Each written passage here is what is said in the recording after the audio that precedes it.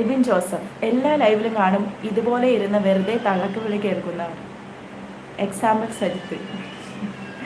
ഞാനെന്താ പറയുക, ഇവരെ വീട്ടിലെ അമ്മമാരില്ലേ, അവരെ കാര്യം ഒന്ന് ആലോചിക്കും. ഇപ്പം ഞാൻ എൻ്റെ മോനെ എത്ര സ്നേഹിച്ചിട്ട് വളർത്തുന്നത് അറിയാം. അതേപോലെ അവരെ അമ്മമാരെ എത്ര സ്നേഹിച്ച് കരുതി നന്നാവണം എന്ന് വിചാരിച്ച് എന്തൊക്കെ ചെയ്ത് വളർത്തിയതായിരിക്കും അല്ലേ.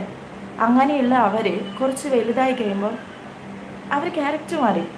നിങ്ങളൊന്ന് ആലോചിക്കണം, ചെറുതിലുള്ള കുട്ടിത്തം എന്താ പറയുക, ആ ഒരു ഇന്നസെൻസ് അതൊന്നുമില്ല. അവരൊക്കെ ഒരു മൈൻഡ് ഓഫ് ഒരു സെക്ഷൽ എഡ്യൂക്കേഷനും ഇല്ല, ഒരു കുന്തവും ഇല്ല, എങ്ങനെ ഒരു സൊസൈറ്റിയിൽ സംസാരിക്കണം ഒരു കൾച്ചറും ഇല്ല, ഒരു കുന്തവും ഇല്ലാണ്ട് അങ്ങ് വളർന്ന് വലുതായി.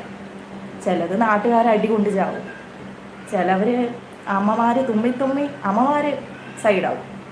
എന്താ പറയുക, അങ്ങനത്തെ ഒക്കെ അവസ്ഥയിലായി വളരുക നമ്മുടെ സമൂഹത്തിൻ്റെ പോക്കെ അല്ലേ. വീട്ടിലിരിക്കുന്ന അമ്മമാർക്കും പെങ്ങന്മാർക്കും ഈ നാശങ്ങളെ കൊണ്ട്, ഞാൻ പറയും ഈ മോശം ആൾക്കാരെ കൊണ്ട് അവരെ അവസ്ഥ ഒന്ന് ആലോചിച്ച് നോക്കി. അവരെ അമ്മക്കും പെങ്ങൾക്കും ഒരു മോശം വരുമ്പോൾ അവർക്ക് പൊള്ളും, പക്ഷെ വേറെ ആരും അമ്മക്കും പെങ്ങൾക്കും ഒന്നും വന്നാൽ അവർക്ക് എന്താ രസം അങ്ങനെ. അയ്യോ, ഇതൊക്കെ വെച്ചുകൊണ്ട് ഇത്രയും നാൾ ഇരുന്നത് ഭഗവാനെ. നവാഫ് ഹായ്.